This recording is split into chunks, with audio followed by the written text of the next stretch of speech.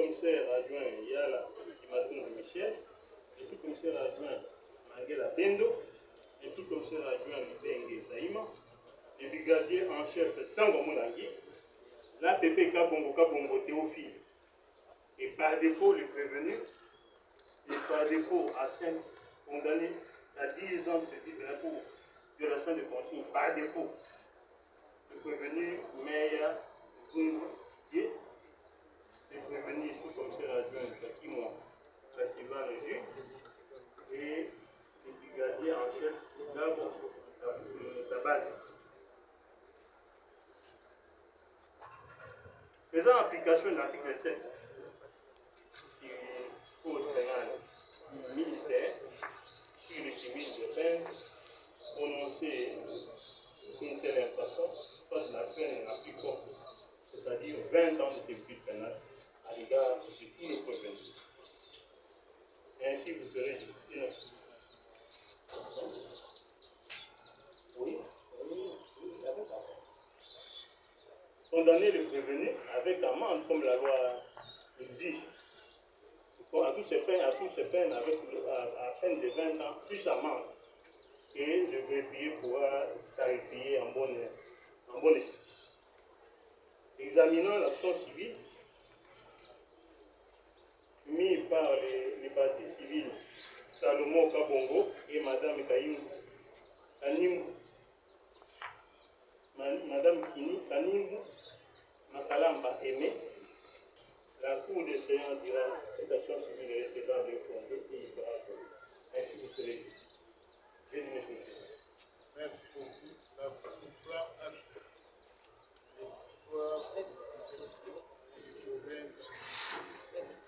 l'audience est suspendue pour la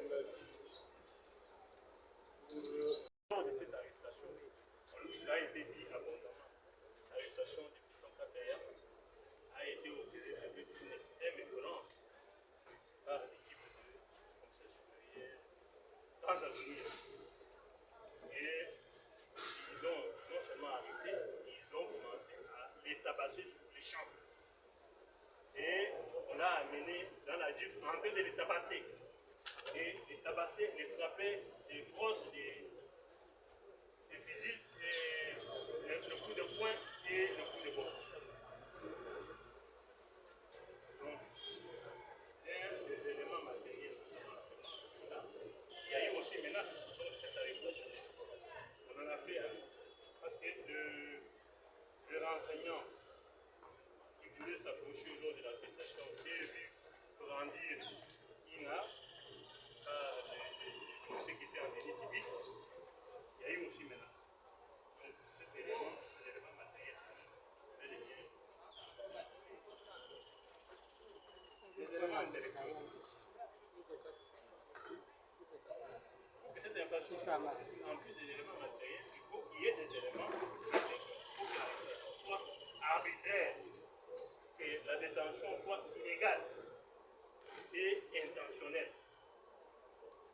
Alors, c'est ce que nous avons bien souligné. Cette arrestation était illégale parce qu'il n'a jamais été opéré sur base d'une inquisition ou sur base de l'ordre d'une autorité légitime quelconque. C'est sans aucune justification. En marge même de la loi, il a été opéré. Il est totalement arbitraire. À conséquence, cette impression est établie.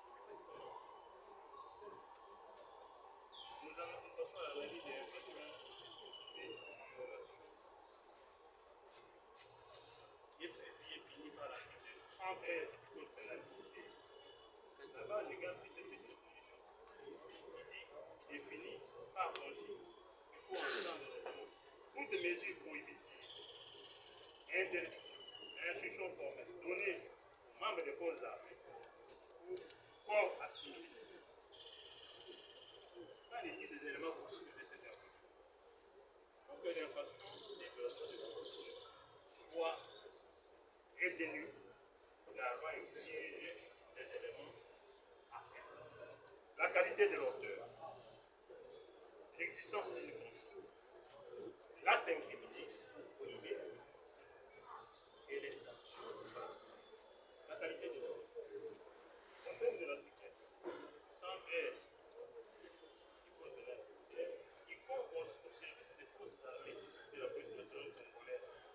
viole une consigne, l'auteur ne peut être qu'un membre des forces armées ou de la police nationale congolaise ou de services nationaux. Ici, tous les prévenus sont membres effectivement de la police nationale congolaise. Donc cet élément fait l'ombre de peine. Ils sont adressés à l'IPHP, unité de Congo. L'existence d'une consigne comme deuxième élément constitutionnel. Effectivement, dans le cas de l'espèce que le président distinguément de la Cour, il y a eu une consigne. La consigne, c'était d'abord la mission qui a été donnée aussi devant prévenu de sécuriser son Excellence Madame la Première ministre, chef du gouvernement, d'être ferme. Pourquoi, Monsieur le Président? C'est ça la consigne. Et cette consigne existe. C'est cette consigne, effectivement, qui a été violée. Parce que le troisième élément constitue la question, c'est l'acte incriminé, l'acte violé. C'est cette consigne qui a été violée par les ci-devant prévenus, qui ont abandonné Madame Première ministre à l'OIA, où il l'avait accompagné, en le dépouillant même d'une partie de sa sécurité. Et pour aller accomplir un sale besoin qui consiste à l'arrestation de Fiston Kabeya. Une mission qui est contraire aux consignes qu'il a été déjà aux consignes qui leur sont données, à savoir la courtoisie et la fermeté, la mission de sécuriser Madame Première ministre. Quant à l'intention du président,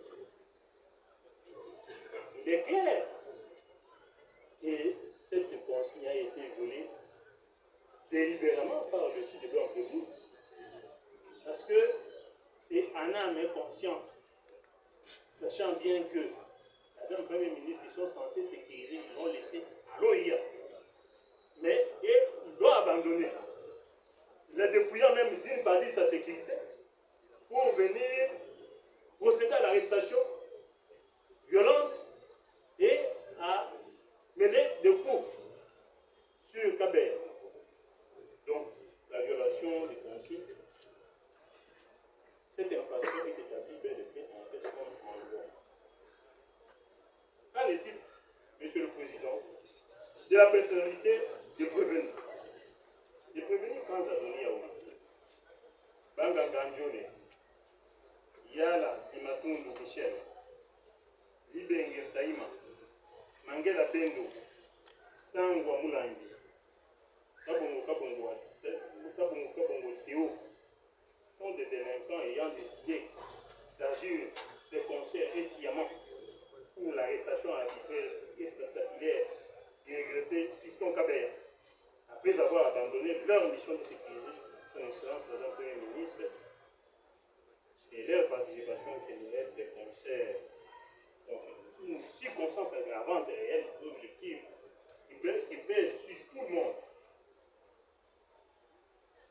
Il a dit de même de leurs collègues qui sont en fuite, à savoir Maire Mungu Didier, commissaire supérieur à Timon, Van Jules et brigadier en chef Gabo Tabaz. Ah, c'est mon titre.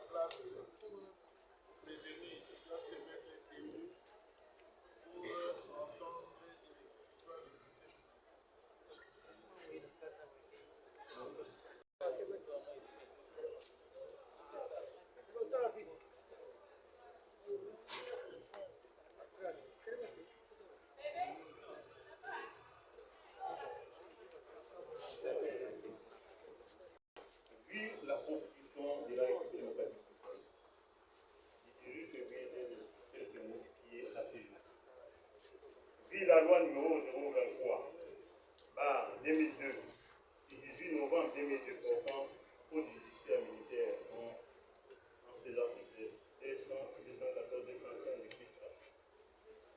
Vu les décrets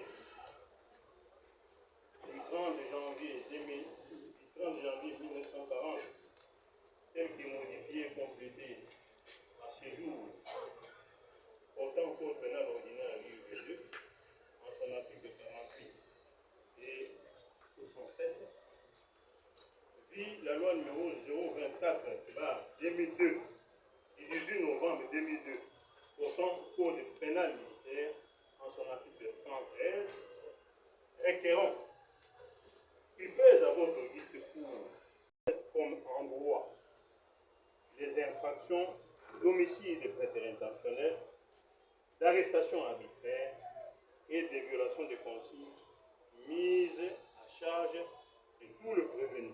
Déclaré coupable et en conséquence le condamné le condamné sans admission des circonstances atténuantes, in solidum avec l'État congolais civilement responsable, l'employeur de se préposer pour mauvais choix, à 20 ans de service pénal ou homicide prétérintentionnel, ou le prévenu commissaire supérieur Tanzania, ou le prévenu commissaire supérieur Tangan Gadjole, ou le prévenu Yala Imakundu Michel, ou le prévenu Mangela Bendo, ou le prévenu Libenge Daïma, ou le brigadier Sangwa Moulangi, et pour l'APP Kabongo, condamné également par défaut à 20 ans de service pénal pour homicide prétérintentionnel. Le prévenu en fuite, le sous-commissaire adjoint Kakimwa Kagisimo Gilles en fuite, le brigadier en chef Mugabo Mutabasi en fuite.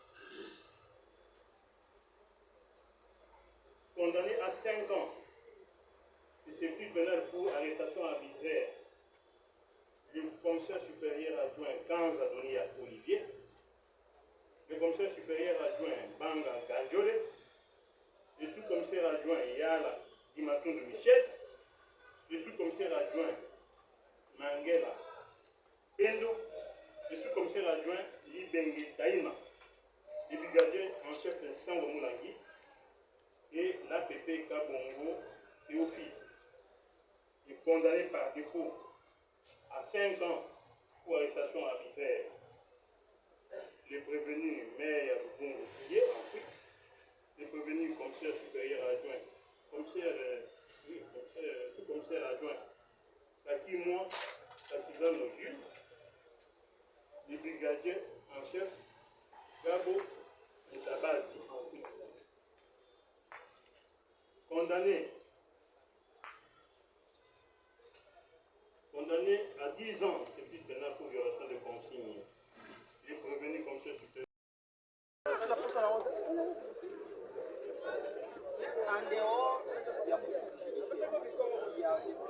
Amenez ces micros-là. Oh, voilà, kuna parce que ça va nous faciliter la tâche avec aussi Congo. Ah, voilà. C'est ça, c'est plus. Alors, on a toujours l'impression de mettre ce micro, c'est plus facile.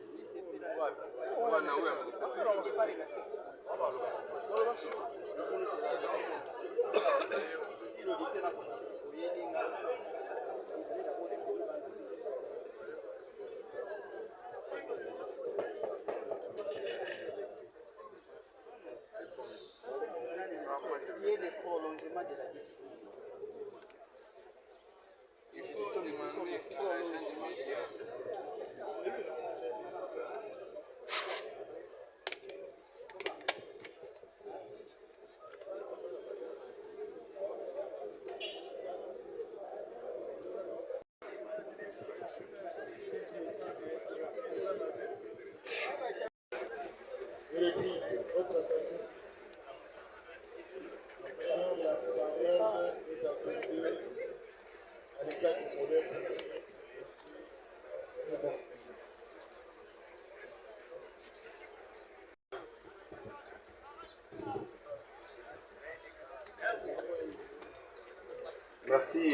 Monsieur le Président, honoré membre de la composition, Monsieur l'organe de la loi, nous sommes heureux de prendre parole au nom de la République démocratique du Congo dans ces procès. Monsieur le Président, nous n'allons pas revenir encore sur le fait, d'autant plus que Monsieur le ministère public a essayé de peindre les tableaux ou encore de retracer les faits constamment tels qu'ils s'étaient déroulés. Monsieur le Président, nous avons été heureux dès le début de ces procès, tout simplement parce que nous avons suivi la narration de faits. Partant de même prévenu qui comparaissent à la date de séjour, aussi les renseignants ou encore les témoins qui sont passés par devant cette cour. Nous avons été réconfortés en tant que République démocratique du Congo. Monsieur le Président, il vous a été dit ici que lorsque Madame la Première ministre était arrivée au niveau de saute-mouton de Sosimat, il y a eu un appel qu'elle avait reçu, à en croire le prévenu, qu'elle devait aller, Monsieur le Président, honoré membre de la Cour, répondre à la cité de l'Union africaine, c'est-à-dire à la présidence de la République. Alors, chemin faisant, ils sont passés par G.G. Marthe. Les prévenus qui comparaissent à la date de séjour l'ont déposé à l'endroit indiqué, c'est-à-dire à la cité de l'Union africaine. Et par la suite, Monsieur le Président, le major ou le prévenu Dounia va prendre l'initiative. L'initiative personnelle, je le précise, qui consiste à dire, écoutez, lorsqu'on venait, il y a eu un policier qui nous a empêchés de passer. Et il a soutenu encore pour dire qu'il n'était pas son premier forfait. C'est-à-dire que ce n'était pas la première fois qu'il a eu à les barricader ou encore causer un obstacle au cortège de la Première ministre. Raison pour laquelle le major Dounia va recruter, va choisir certains de ces policiers qui étaient commis bien entendu à la garde de la Première ministre et leur dire allons-y, arrêtez le monsieur. C'est ainsi qu'ils se sont retrouvés à cet endroit-là. Ils ont récupéré disons la victime ou encore les défunts Kabeya. Ils l'ont amené là où ils l'ont amené et jusqu'à ce que le monsieur a connu ce qu'il a connu, c'est-à-dire il est décédé. Monsieur le Président, les deux renseignants ou encore les témoins qui étaient passés par devers ou par devant votre auguste cour avaient soutenu ici que lorsque les cortèges de Madame la Première ministre passaient, ces cortèges ne s'étaient pas arrêtés au G.G. Marthe. Ça dit qu'il n'y avait pas eu d'obstacle. Et Madame la Première ministre n'avait rien entendu de ce qu'on a prétendu par les prévenus lors de l'instruction. C'est-à-dire, la guerre est à l'Est, vous ne voulez pas la finir, vous passez toujours ouin pour déranger. Mais les témoins qui avaient vécu le fait, qui étaient compagnons d'élite du défunt, avaient soutenu le contraire. Ils avaient dit, il n'y avait pas eu ça. Un de leurs alors a dit même ici, que lorsque le cortège de la Première ministre est passé, Kabeya n'était pas là en train de réguler la route, ou la circulation, j'allais dire. Mais c'était lui-même, son nom m'échappe, les policiers qui étaient là, c'était même lui le chef des postes. Alors, j'ai aimé ici le fait que les trois avocats qui ont pris la parole au nom, ou pour les comptes des partis civils, ont corroboré ce que nous voulons développer ici. Parce qu'ils ont tous à l'unanimité soutenu. C'est ce que même le ministère public a soutenu. Ils ont soutenu par devant votre cour. Effectivement, la mission consistait à déposer la première, la Première ministre à la cité de l'OIA. Si bien que, dans leurs enquêtes, comme ils l'ont prétendu, l'un des avocats de la partie civile a soutenu ici, Monsieur le Président, honoré membre de la composition, que la Première ministre n'avait pas reçu l'appel pour aller à la cité de l'OIA, mais plutôt elle allait dans sa résidence éventuellement rencontrer les membres de la famille. C'est là qu'on voit encore notre thèse, parce qu'ils ont dit ici, Monsieur le Président, que c'est après avoir accompli cette mission qui consistait, à partir de la Première ministre, aller déposer la Première ministre à partir de la primature jusqu'à son domicile, que ces policiers ont pris l'initiative privée. Ils ont pris l'initiative privée consistant à venir régler leur compte à M. Kabeya. On ne sait pas, nous, en tant que République, ce qui s'était passé entre eux. Ce sont tous des policiers, bien que Kabeya ait de la circulation routière et sont dans une autre fonction, mais on ne sait pas ce qui se passe entre eux. Mais leur mission consistait à protéger la Première ministre, à sécuriser la Première ministre, à l'amener de la primature dans les cas d'espèces jusqu'à la cité de l'Union africaine. Et en chitant, l'avocat, l'un des avocats des partis civils a soutenu ici, M. le Président, que vous allez leur allouer les dommages et intérêts sur base de l'article 258 du Code civil congolais, livre 3. De mémoire, je peux essayer de définir un peu ce que... Donc l'économie, je peux vous donner l'économie de cette disposition légale. 258 dispose ceci: tout fait quelconque de l'homme qui cause dommage à autrui oblige celui par la faute duquel il est arrivé de réparer. C'est ça l'économie, ou encore la base légale que la partie civile ou les partis civils ont soutenu ici pour vous demander, vous juges, vous, la cour militaire de Kinshasa-Gombe, de pouvoir les raccorder ou les allouer les dommages et intérêts. Il y a eu homicide prêteur intentionnel, oui ou non? Moi, en tant que République, honnêtement, je dis oui, effectivement. Il y a eu homicide prêteur intentionnel parce que l'intention était là de ces policiers qui étaient commis à la sécurité de la Première ministre, de pouvoir les garder. Mais curieusement, après avoir accompli leur mission, ils vont prendre cette initiative privée pour dire, ces policiers-là, voilà ce qu'il a fait, nous allons l'arrêter. Nous allons, et même on dit, je reprends leurs termes, nous allons, pour qu'ils nous disent, pour savoir l'intention, c'était quoi son intention. C'est ça ce qu'ils ont soutenu ici. Ils ont soutenu, c'est-à-dire qu'ils avaient résolu de venir commettre ces forfaits-là en dehors de l'exercice de leur fonction. Monsieur le Président, je crois que la Cour doit être équitable parce que de l'autre côté, les partis ont pris suffisamment de temps pour expliquer. Nous sommes la République, nous risquons aussi, notre patrimoine en tant que République risque, raison pour laquelle nous devons essayer de faire comprendre à votre auguste cour ce que nous avons organisé ou préparé comme texte. Monsieur le Président, j'étais en train de dire ceci. Ici, ils ont parlé de l'article 258. Nous nous sommes posé la question de savoir, il y a eu homicide prêteur intentionnel, oui ou non? Nous disons, oui, il y en a eu.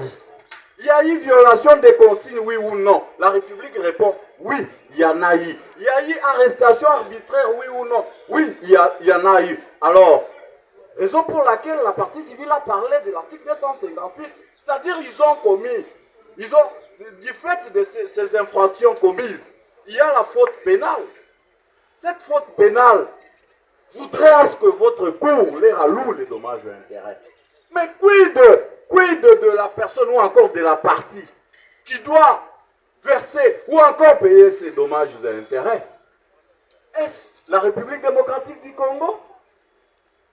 Ou encore le prévenu qui ont délibérément accepté de violer la loi?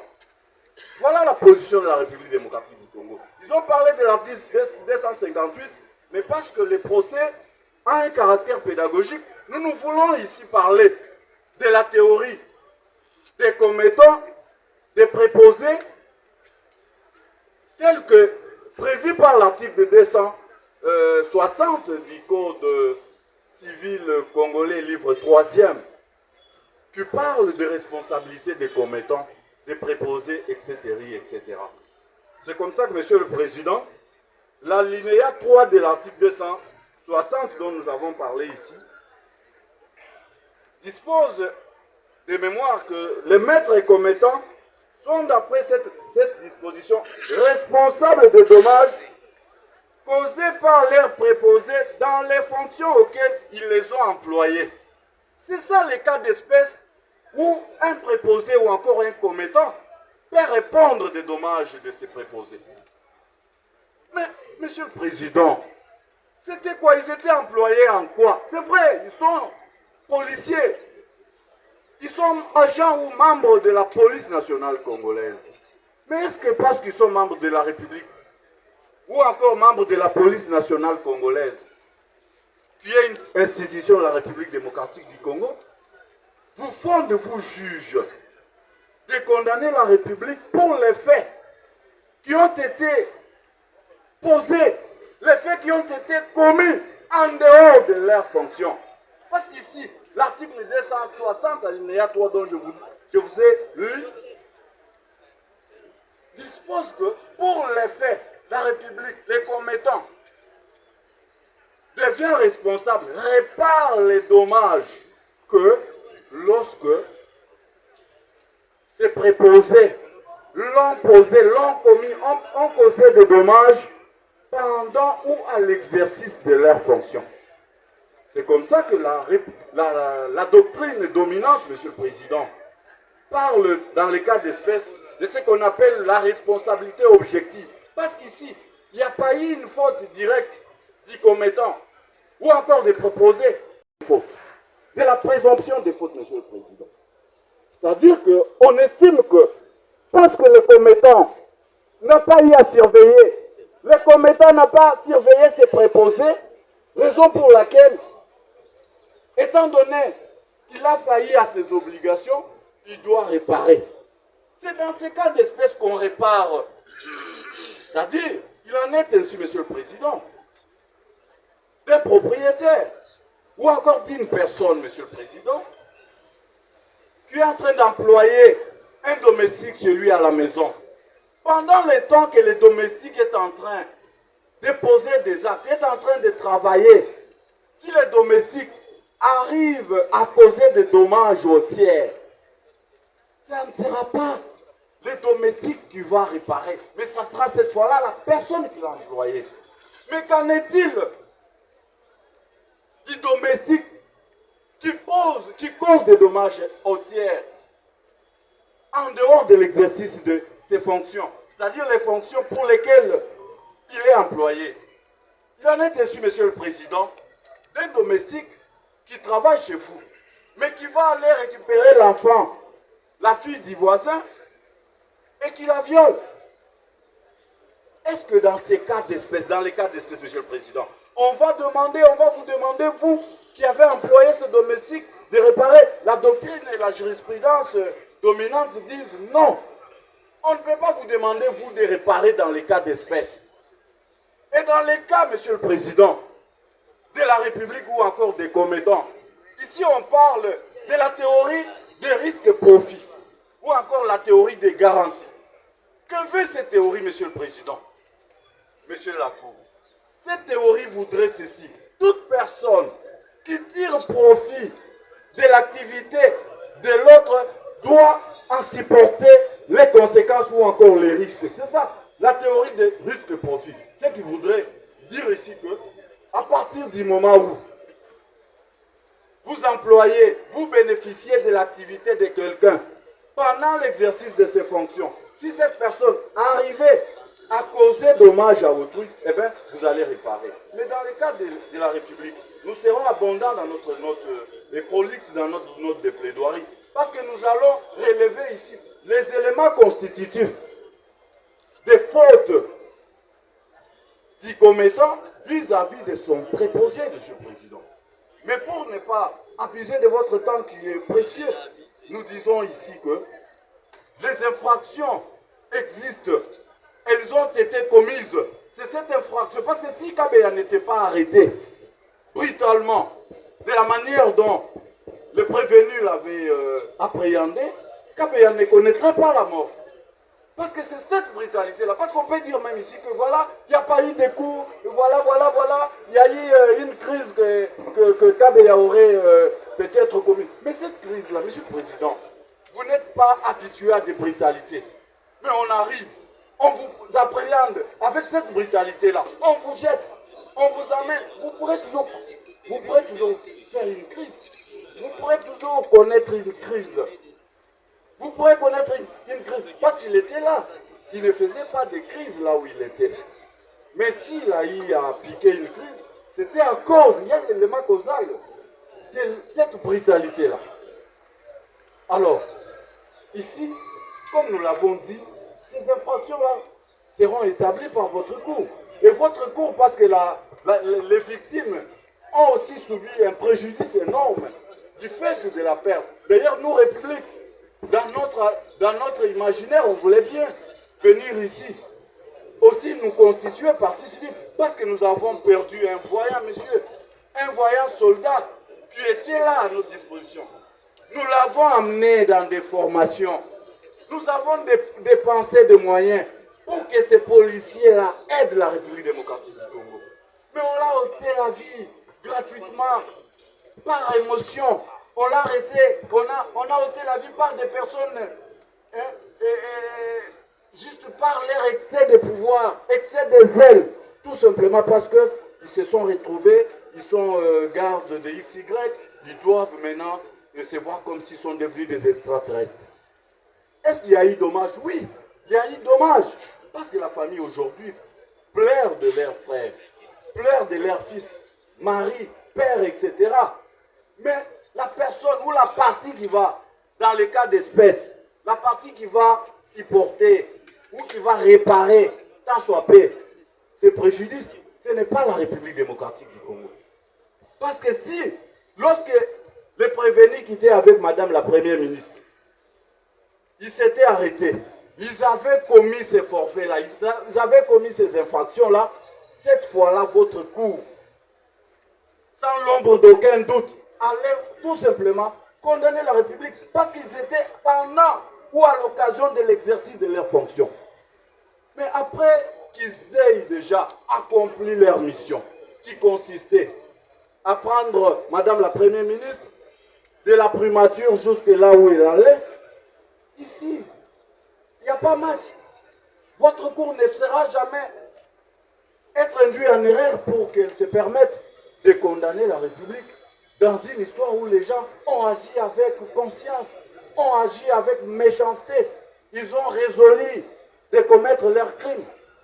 Lorsque vous allez vous retirer dans les secrets des délibérés, vous direz, en fait, établi en fait tout comme en droit. Je sais que le ministère public a déjà fait ses réquisitions.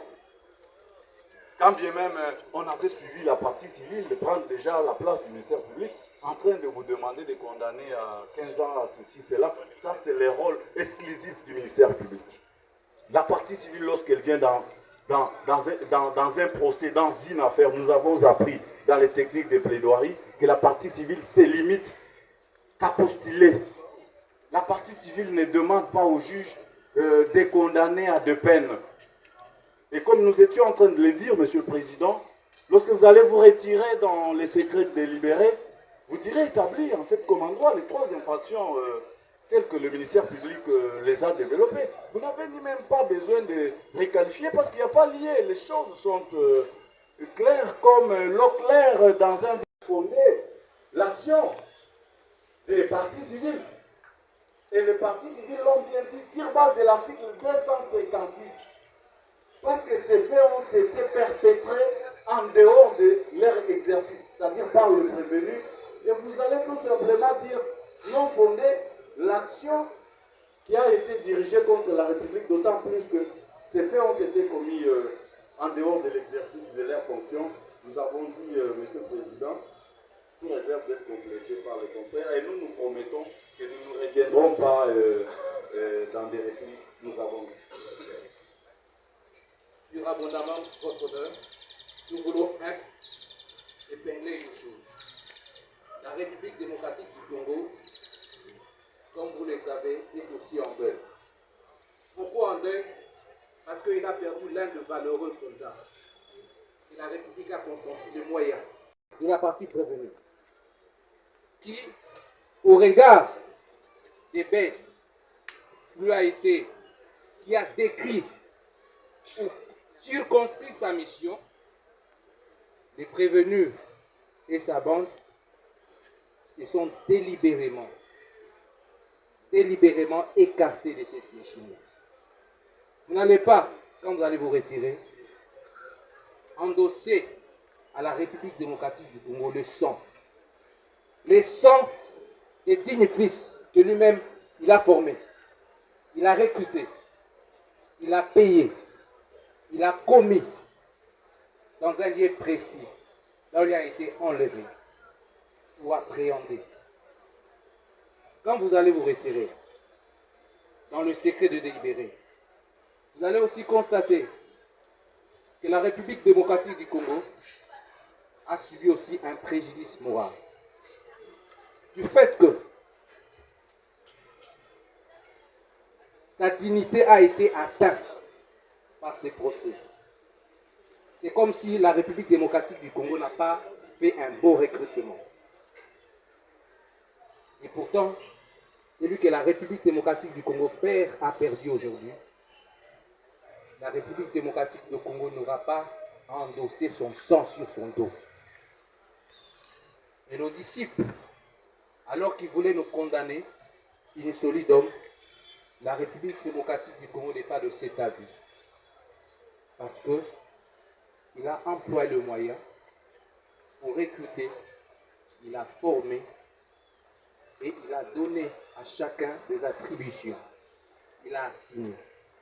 Malheureusement, certains d'entre nous, ou certains d'entre les prévenus, ont eu à se carter. C'est pour cela que la République démocratique du Congo veut démontrer à vous, juges, alors que vous allez vous retirer dans le secret des délibérés, voir aussi combien la République démocratique du Congo a subi un dommage, je dis moral, du fait que sa dignité a été assassinée. La considération que le vaillant des autres policiers, soldats commis à un service peuvent douter de la République démocratique du Congo. Et sur ces plans-là, pour ne pas m'écarter de la plaidoirie majestueuse que mon prédécesseur a eu à étaler devant vous par rapport à d'autres préjudices, vous allez décharger la République démocratique du Congo du poids de ses sangs, je dirais des innocents et des dignes fils qu'il a lui-même recruté, qu'il a formé et qu'il est mort alors qu'il exerçait bel et bien son service. Nous avons dit. Merci. De vos conclusions, je vous promets dans le pays. En faisant la parole à la défense, vous présentez sortie de... Merci, Monsieur le Premier Président, pour la parole. Monsieur le Premier Président, Monsieur le membre de la Cour. C'est bon. Avant d'évoquer les éléments juridiques et factuels du dossier, je voudrais, en mon nom personnel, au nom du collectif et au nom de nos clients, vous dire comment nous sommes profondément affectés par le décès du brigadier de police Fiston KBNC. Décès survenu dans des circonstances aussi tragiques que confuses. On a besoin de votre son. Monsieur le Premier Président, c'est un agent public qui est décédé dans l'exercice de ses fonctions. Quelle que soit l'issue de ce procès, ces faits imposent silence, respect et recueillement. Aucune cause, si juste soit-elle, ne saurait justifier l'instrumentalisation d'un décès. Il importe de rappeler que la mémoire des morts appelle dignité, retenue et défense.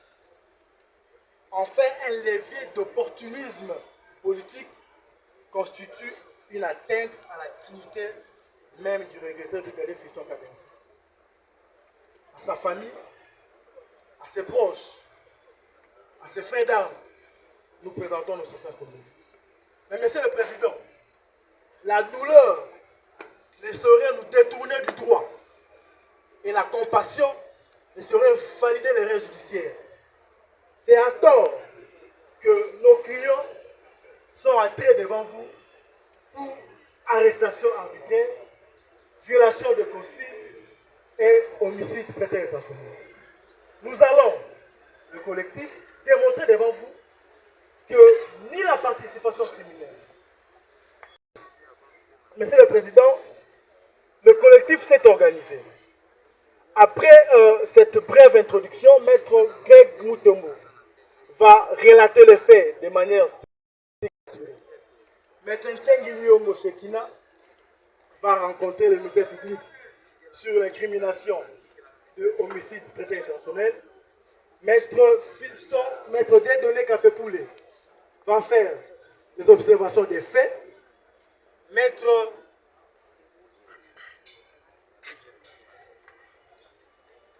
Alfred Kanza et le commissaire Bahati Bakouma Augustin vont se pencher sur l'infraction de violation de consignes et l'arrestation arbitraire.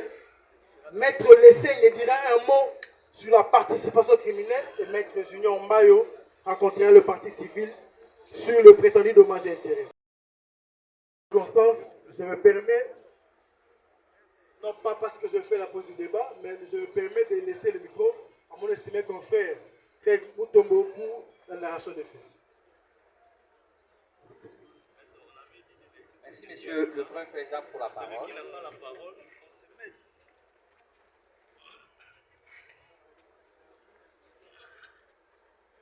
D'emblée, je me pose une question. Est-ce que le ministère public est à l'aise dans ce procès? Parce qu'il s'agit de la mort d'un policier. Est-ce qu'il est à l'aise? Je l'ai suivi dans la narration de faits. Je l'ai suivi attentivement lorsqu'il avait décidé de mettre carrément de côté certains détails de l'affaire. J'aimerais, en ce jour, avant de présenter les faits, j'ai suivi les parties civiles.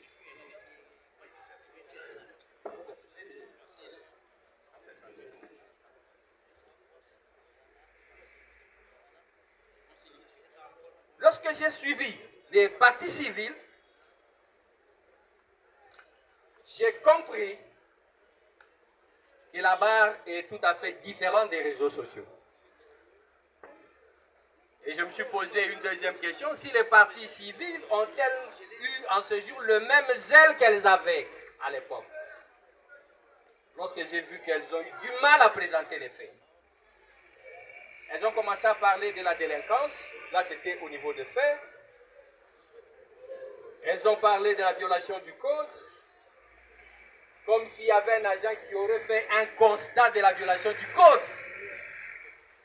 de la route. Encore que cela ne fait même pas l'objet des débats. J'ai suivi. Ils étaient très loin des faits. Très loin des faits.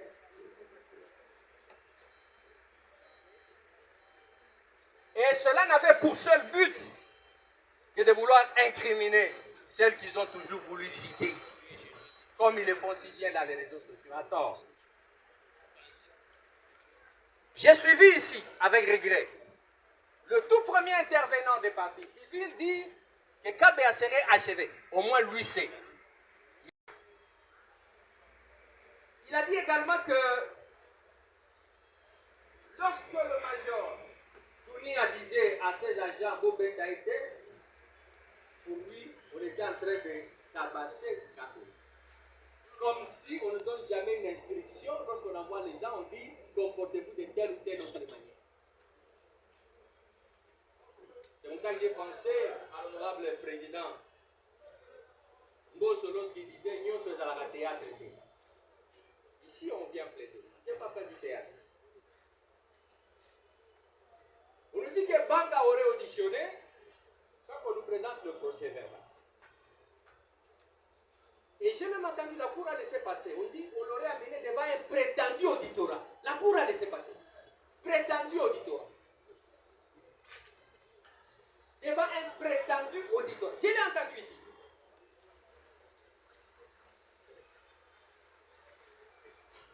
Et c'est là qu'on a ajouté en disant que Banga serait la dernière personne à voir Kabeya avant son décès. D'où est-ce qu'on tire ça? Monsieur le ministère public, êtes-vous à l'aise? Êtes-vous à l'aise dans ce procès? Et cette partie, dans sa technique de vouloir dérouter, elle dit, dans le bulletin de service, il est des policiers sans numéro matricule. Il faut avoir du courage pour dire des choses pareilles. On demande le bulletin de service, je le tiens à la cour, on regarde, on dit, bon, je ne vais pas citer les noms, pourquoi l'avoir demandé? Il n'y a aucun policier ici sans numéro matricule. Aucun. Ni vivant ni mort.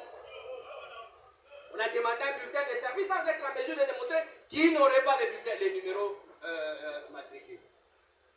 Je me pose plusieurs questions. Est-ce que ce n'est pas parce qu'on habite sur la même avenue que le major Dounia qu'on aurait un problème particulier au niveau du quartier ou qu'on serait à l'est, comme on a eu à le dire ici, qu'on s'acharne sur cet homme?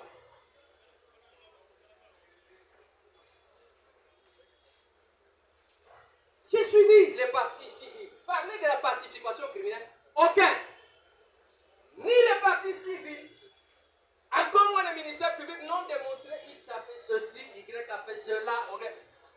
Quand je viens au procès, j'aime apprendre. Je quitterai ce procès mort dans l'âme. J'ai cru que les partis civils étaient suffisamment préparés. Aujourd'hui, c'est le jour du phare. On voit qui est qui dit quoi.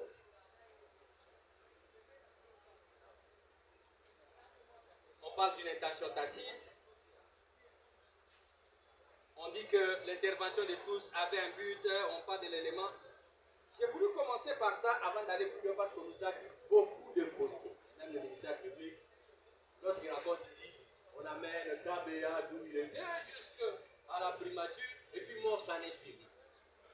J'ai ici, amen, l'autorisation. Je ne parle pas de la demande, je parle de l'autorisation, de lever copie. Ça veut dire, on a formulé une demande, autorisation a été faite. J'ai l'honneur d'accuser réception de votre lettre référencée, voilà, relative à la demande de lever copie des pièces du dossier judiciaire ministère public contre le policier Kabeya en instruction au cabinet de l'île. C'est le gars qui vous parle, dit qu'on a amené Kabeya jusqu'à la primature et bon, ça réussit. Il y a une deuxième question, je dis, il a fait poser une question. Aujourd'hui, il change, il dit non. La première ministre allait parce qu'elle recevait les membres de sa famille chez elle. J'ai l'impression qu'il sait tout. Je me réserve de dire qu'il ne sait rien. Je n'ai pas dit ça. Il sait en tout cas tout.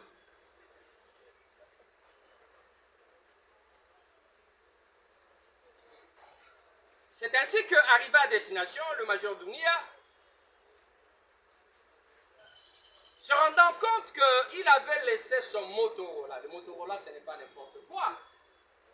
Toutes les informations passent par la communication. Quand un adversaire tombe sur le Motorola, il suit toutes les informations qui se passent. N'oubliez pas que nous sommes dans un contexte d'infiltration et cette infiltration est à tous les niveaux. Partant, le major Dounia s'est dit qu'il devrait rentrer récupérer le Motorola et chemin faisant, il interpelle l'agent Kabeya.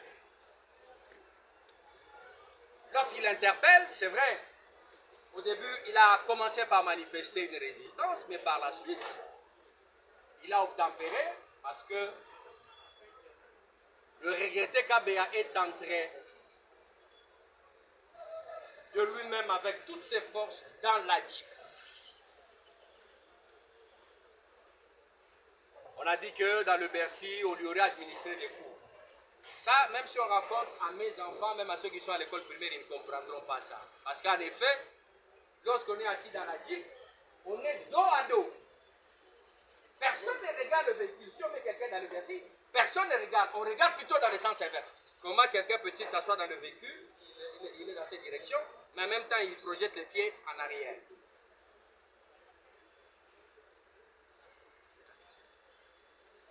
On a amené Kabea dans de très bonnes conditions, jusqu'à ce que, c'est d'ailleurs à ce niveau que,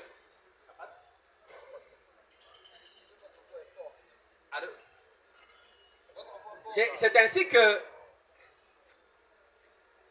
arrivé à la primature, pourquoi la primature? Parce que le Motorola s'y trouvait. L'objectif premier pour le major Dounia étant celui de récupérer le Motorola, il ne pouvait que passer par la primature. Parce qu'il devrait retourner où se trouvait la perle, parce qu'il n'avait donc pas le temps à perdre, en parlant debout quelques minutes avec le major Banga, le major Banga à son niveau se sentant incompétent, il n'a fait qu'amener le regretté Kabea au niveau de l'auditorat. Pourquoi le ministère public cache? Que nous cache-t-il? Qu'a-t-il fait? C'est le même ministère public ici qui a poursuivi Kabea de son vivant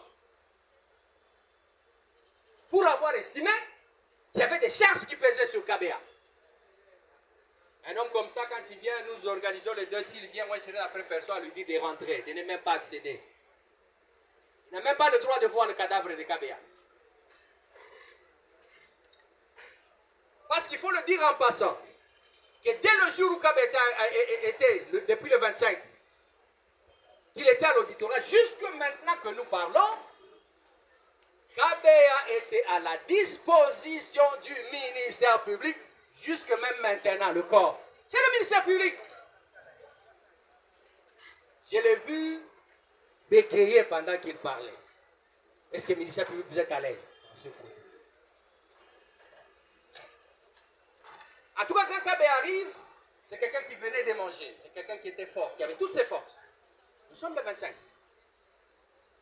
Ici, il prétend qu'on aurait amené Kabea fatigué. Je me suis posé la question, bon, si est-il vrai qu'il était fatigué, pourquoi l'avoir gardé?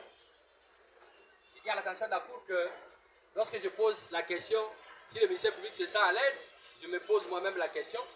C'est la toute première question que le ministère public a posée à Kabea. Êtes-vous à l'aise pour que je puisse procéder? C'est la première question. Et les PV qu'il est en train de cacher, je donne ma main à couper, il n'est renseigné nulle part, et alors nulle part, que Kabea avait fait l'objet de coups et blessures. Je dis nulle part, le ministère public m'entend. Nulle part. C'est comme ça qu'il cache ces PV. Et ces PV, même si vous allez à l'auditorat, je parie fort qu'il ne se trouve pas. Seul lui sait où il a caché ses PV. Il sait où il a caché, il sait pourquoi il a caché ses PV. Qu'est-ce qui s'y trouve? Parce qu'on trouvera sûrement que Kabea était en bonne santé. Je sais de quoi je parle. Le 26, que s'est-il passé en cette date? La famille de Kabea ne sait rien, ne sait pas où il se trouve. Seul le ministère public savait qu'il était avec Kabea, le 26. Toute la journée, lui seul savait. Et il sait dans quelles conditions il a détenu Kabea. Il n'a même pas pu lui offrir un petit biscuit. Il y a une mauvaise habitude dans nos parquets, on aime bien être auditionnez là, reconnaissez-vous, parce qu'on sait qu'après le reconnaissez-vous, il y a des conséquences qui s'en suivent. Reconnaissez-vous. Il était là dans son bureau climatisé. L'état de détention de Kabea, c'était le cadet des soucis du ministère public. Il l'a mappé, il l'a mis sous mandat d'arrêt provisoire. Ça a été dit par les partis civils. Ça a été dit par les renseignants qui ont défilé ici. Il n'y a que le ministère public qui nous cache. Pour des raisons que lui seul sait. Le 27, que s'est-il passé? Nul ne sait. Ministère public, il sait pourquoi il nous cache. Il avait Kabea. Le 28, Kabea est avec lui. Mais dans quel état se trouvait-il? Est-ce son état de santé s'est dégradé?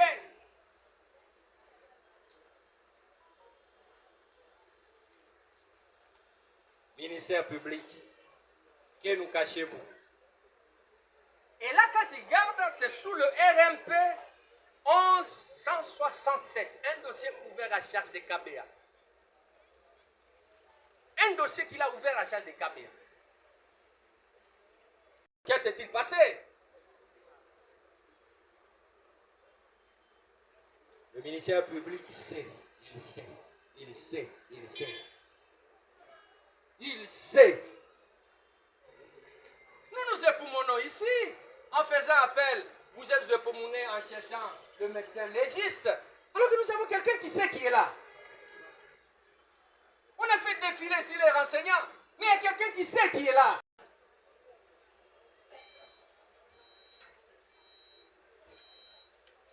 C'est finalement le 29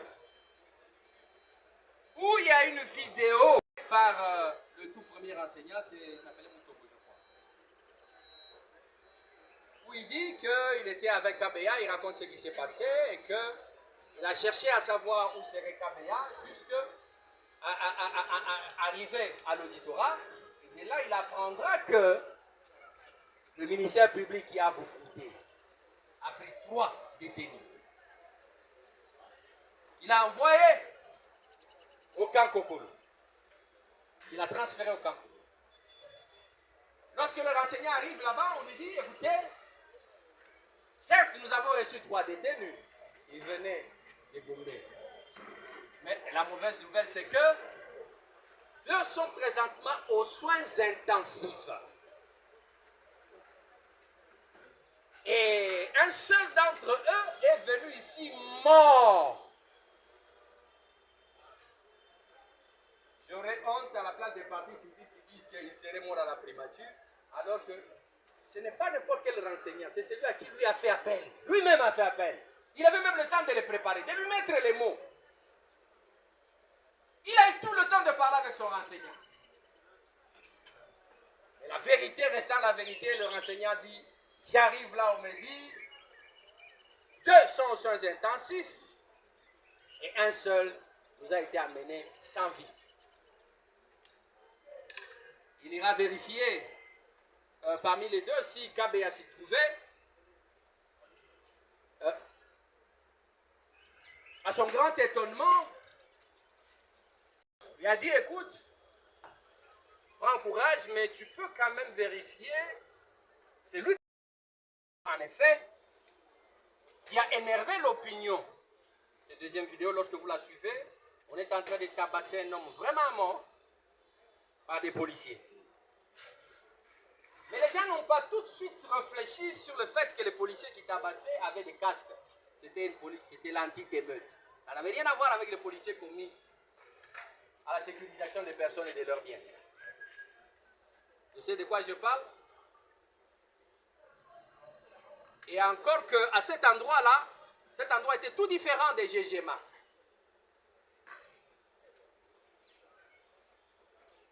Cette vidéo qui a vraiment énervé toute l'opinion nationale, peut-être vous ne pourrez pas vous rendre des comptes si vite, de ce qu'il s'agissait. Mais en effet, cette vidéo, lorsque vous faites des recherches, j'ai eu à le dire à l'une des audiences, elle a été publiée sur YouTube. Elle est publiée sur YouTube. Et les villes où elle a été publiée pour la première fois, nous sommes à Kampala, Kigali, Goma et Bukavu. C'est par GPS qu'on a pu identifier. C'est-à-dire, ceux qui publiaient cette vidéo faisaient en sorte qu'on ne puisse pas remonter pour savoir d'où ça venait. Alors, on a publié, alors les gens mettaient le téléphone, ils calquaient, donc ils filmaient à l'aide d'un téléphone sur un autre téléphone pour effacer les traces.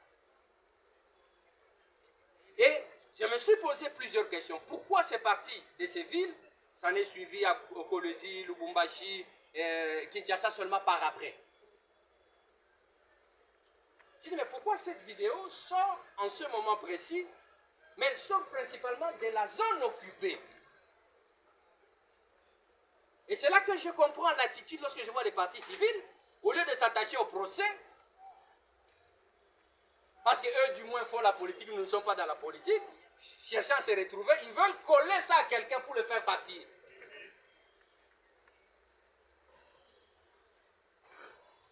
Donc, je ferme très vite cette parenthèse, considérant que cela est dit et entendu. Et s'ils sont mal à l'aise, ils doivent me suivre parce que l'occasion leur a été accordée de plaider, je n'ai pas vu ce qu'ils ont fait. Merci, Monsieur le Premier Président. C'est ici qu'il faut parler, pas dans les réseaux sociaux. Ici. Et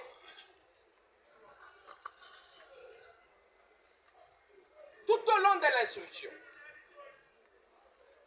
d'ailleurs, quand on demande au ministère public le dossier physique à charge de KBA, d'abord, il vous disait qu'il n'y avait pas de dossier et que ici, s'agissant de la flagrance, tous nous devrions découvrir que KBA a subi des coups. Il en parle. Ce que j'aime, c'est le ministère public ici. Il parle des choses, mais sans conviction. Il en parle. Et la beauté, c'est que c'est sans conviction. Il n'est même pas convaincu de ce que lui-même dit. Et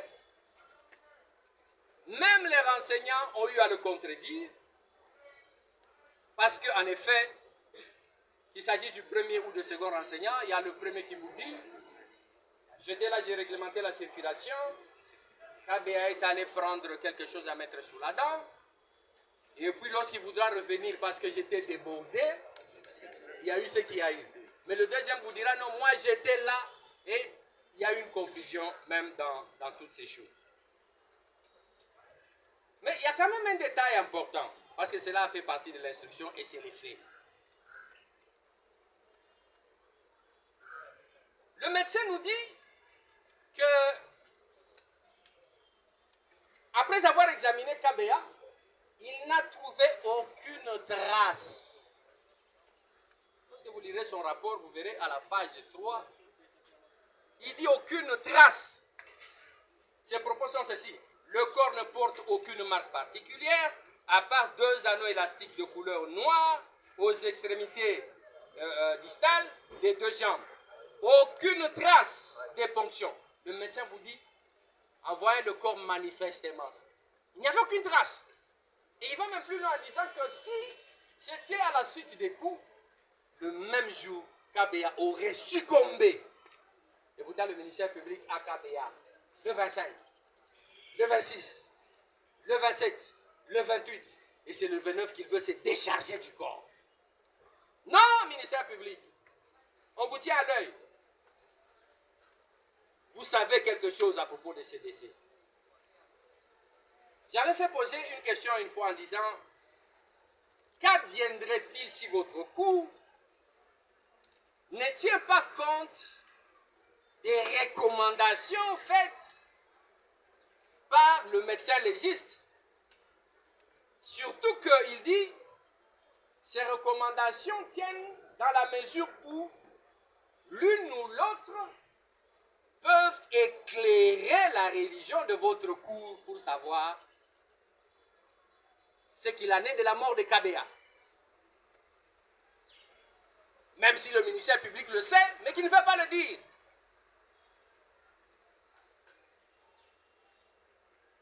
Il était en bonne santé, nous vous avons dit. Le ministère vous dit non. Dans quel état il était lorsqu'on l'a amené devant le ministère public? Ici, ni. Hein.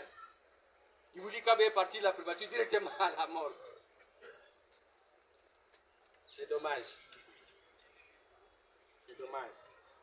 Et même les conditions de détention, tout le monde le sait, que depuis une période, il y a eu une surpopulation dans les cachots, dans les abricots, et même à la prison de Makala. Partout, il y a eu surpopulation.